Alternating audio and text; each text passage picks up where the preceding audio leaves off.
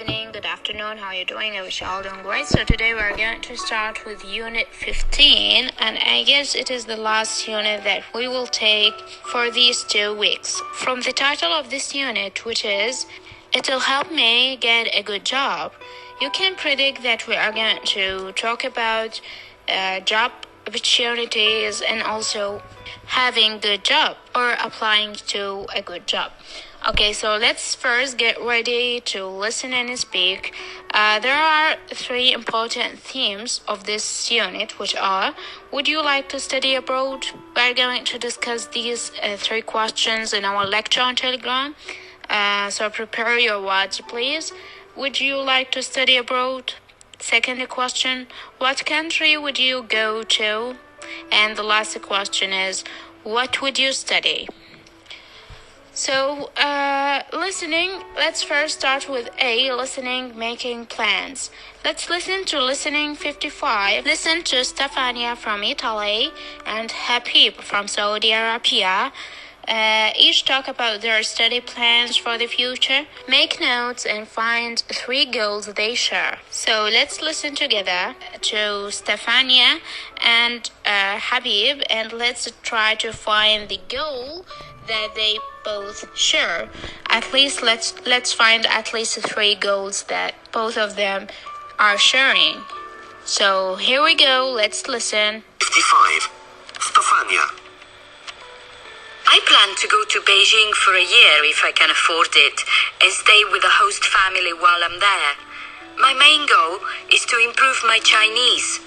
I've been studying at college here for 3 years, but I expect actually living there will, help me a lot. When I will come back to Italy, my experience and language skills will help me get a good job, perhaps in an import-export agency. Habib. Well, next year I intend to start business studies course at college here in Riyadh.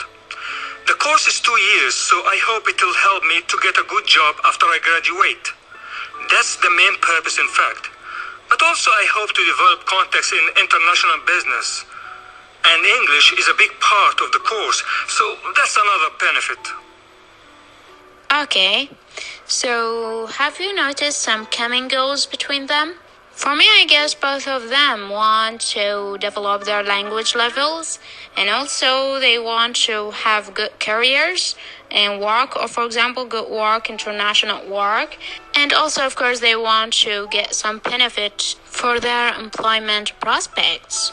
If you notice something more, please try to tell me. Okay, now we're going to move to speaking B, talking about your study plans. So now we're going to talk about our study plans in the future. The speaking strategy that is used here, describing plans in detail. So we are going to describe the plans in detail.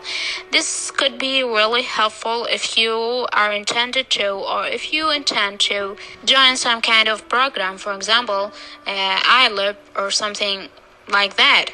Okay, so you have to describe your plans in details. So first, let's look at the exercise 1. Look at these expressions you can use to describe what you are going to do and hope to achieve in the future.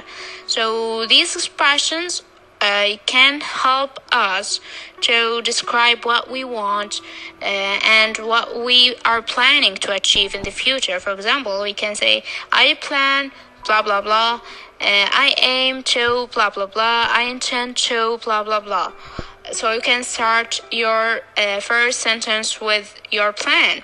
My focus, or my main focus, or the main focus of mine, my goal, my purpose is to blah blah blah. You can just say what you want to say. I hope, and you can complete the sentence that you want to say. And also you can say, I expect it'll help me too, and blah blah blah. You can say what you want. One another expression that you can use in order to describe your plans in detail. For example, you can say, what I hope to achieve is blah blah blah, or what I hope to accomplish is blah blah blah, or what I get from this is blah blah blah. So you can use one of these 3 vocabularies, let it say, and you can of course use your own style. Now let's move to speak up 3. moving to Speak Up 2 because I think it is useless. Speak Up 3, exercise number 3. Look at the advertisement for San Francisco Language Center. Imagine you are going to study on this program. Talk about what you are going to do and what you hope to achieve. So this advertisement in front of you, you can look at it. It is a San Francisco Language Center provided by the San Francisco Language Center, American Language and Culture Program. See the details like dates and the accommodations. Okay, so you can just try to read it and try to speak up if you would have such an opportunity. And of course, you are going to imagine yourself that you are applying for this program and you are going to tell us the details, your plan details, Moving to speaking, say, seeking advice. So now we are going to ask for advice, for example, from your teacher, from someone you know, or from your friend, let us say. Speaking strategy here, asking for opinion and recommendations. You are going to ask for someone's opinion or someone's recommendation. Let us say, speaking C, number 1, look at the expressions below you can use to ask for opinions and recommendations. Okay, so for example, if you would apply for IELTS, for example, you would have to ask your teachers to write down 2 recommendations for you actually. So here are some ways or some question methods, let us say, in order to ask for recommendations or an advice, just an advice. For example, would you recommend applying for this program if you want an advice, let us say? Do you think it's worth blah blah blah? You can use ing with the verb, of course. Is it a good idea to blah blah blah? Is it a good idea, for example, is it a good idea to apply for the San Francisco Language Center program? You can use also, do you think I should blah blah blah? What do you think of blah blah blah? For example, sir, what do you think of me applying to the San Francisco Language Center program? And what do you think of writing a recommendation letter for me, please? So these expressions or these question fragments, let us say, you can add a complement and try to make use of them in your daily life. If you are seeking for advice or a recommendation, of course, not just for having a job or having a program or applying for a program to study abroad. So you can just make use of these expressions in your daily life. Of course, if you are lost of words, let's say, you can just use your own style in asking, and these expressions are here to help you. Let us move to Speak Up 2. Imagine you are thinking of going on a study trip to Britain. Listen and use the ideas below to have a conversation with your English teacher. Ask for your teacher's opinion and recommendations. Here we are going to make use of the previous exercise, which have some expressions. So we are going to make use of these expressions in this exercise. So here you are going to ask your teacher regarding his opinion and recommendations, of course. So we're going to make a conversation with the computer by listening to Lesson 56. We have some situations here in front of you, and you are going to ask your teacher about these situations, about his opinion or recommendation concerning this situation. So let's listen to Lesson 56 and try to answer our imaginary English teacher who is speaking from the computer. Recording 56. Yes, do you want to ask me something? A. You can say you would ask about UK next summer study English. So you are going to study English in the UK, in the United Kingdom next summer. So you can just put it in a question, in a form of a question, by using one of the expressions that we've took in the previous slide, or you can just use your own style. For example, here's an example in front of you. Yes, Do you think it's worth going to the UK next summer to study English? That sounds like a good idea. B. So let's try to ask about 1 month or 2 months. So for example, I may say or I may ask, would you recommend staying for 1 month or 2 months, sir? Or madam, since she's a girl. Yes. Well, longer is better, I suppose.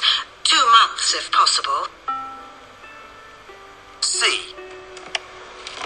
So 2 months, our teacher recommends for 2 months. Let's see C, we have London or Cambridge.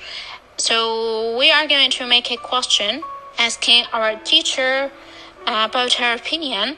For example, is it a good idea to study in London or Cambridge? What do you think? Either of those places would be fine. It depends if you want to go to a big or a small city. So I solved 2. I need you to solve the rest and have conversation with the computer.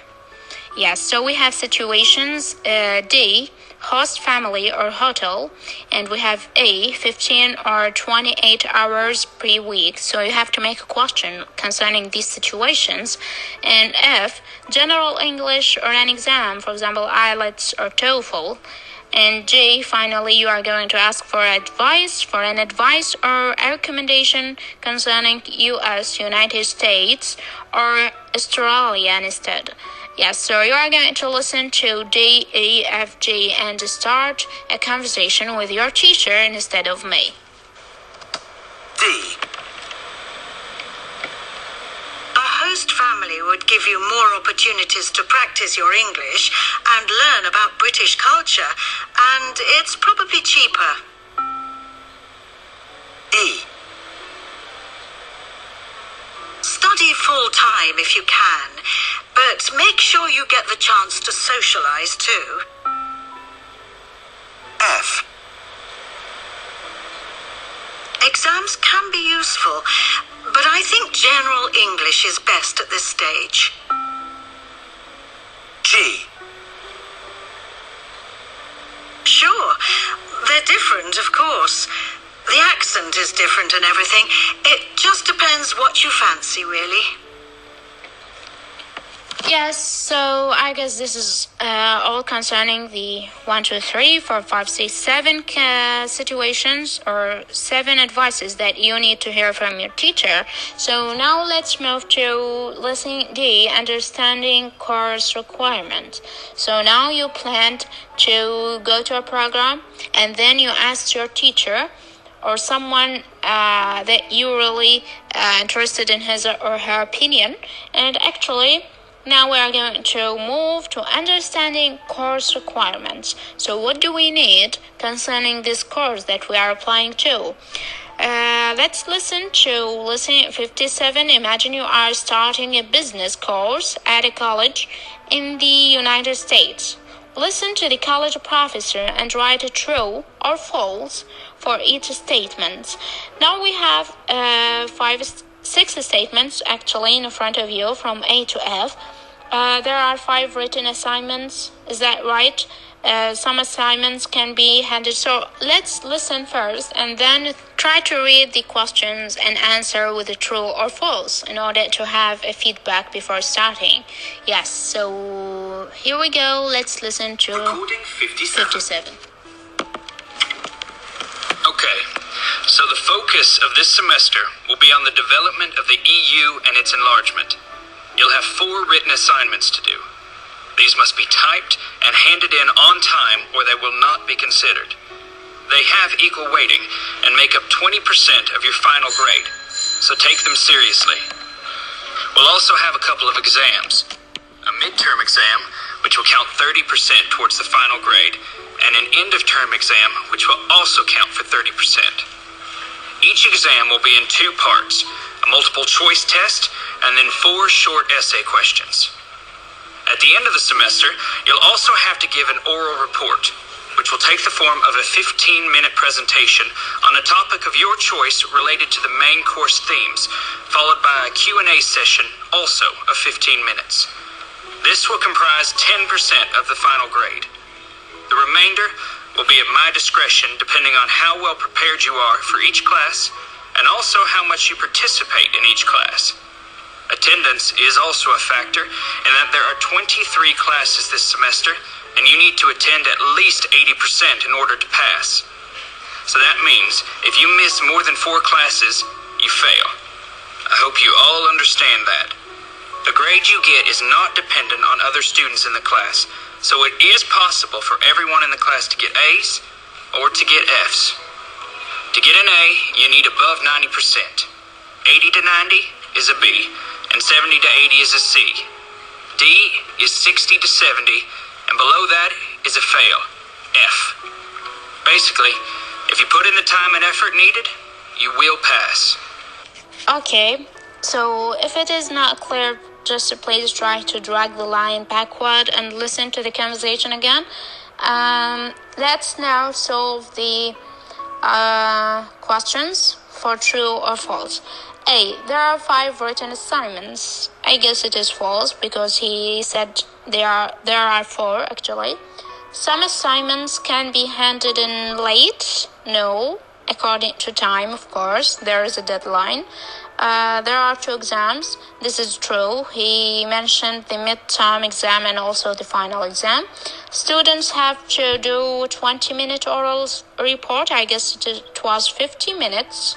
Oral report, which is handed as presentation done by the student.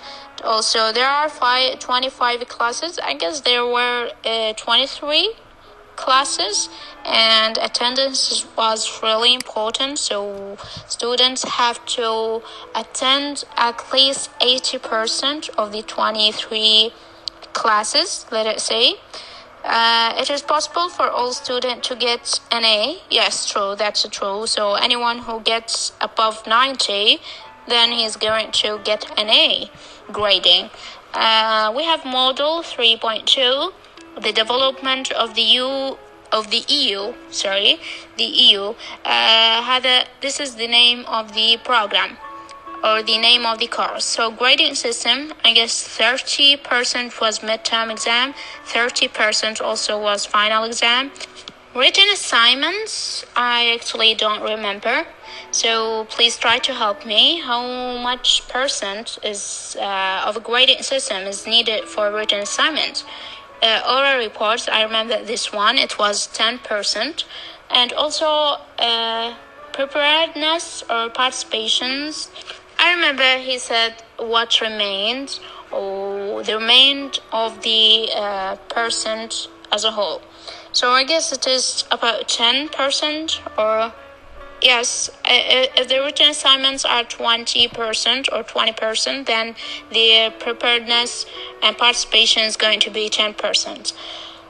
Grades, we have A above 90, B from 80 to 90, C from 70 to 80, D from 60 to 70, and F, which is less than 60. It means fail. Yes. So, listen again and complete the forum we completed. Now answer the questions, then listen once more and check. I'm going to leave this task for you guys in order to quiz your memory if you remember in a good way or not. If not, of course, you can go back and check. If yes, then congratulations. So please try to answer these 4 questions in front of you. I'm going to read them for you. A. How many percent of the final grade does each written report represent? Question. Yes. B. How are the exams organized? You can just pause and answer. Yes. C. What is the format of the oral report? Good. D. What is the attendance requirements? So you can just answer these questions if you would like and send the answers on the model. If you don't like, then you just leave it, don't do it. You can just quiz your memory by this exercise. So this is all for our lecture for today. Thanks for your listening, thanks for attendance, and thanks for your participations. Wish you the best of luck and see you next lecture. Goodbye.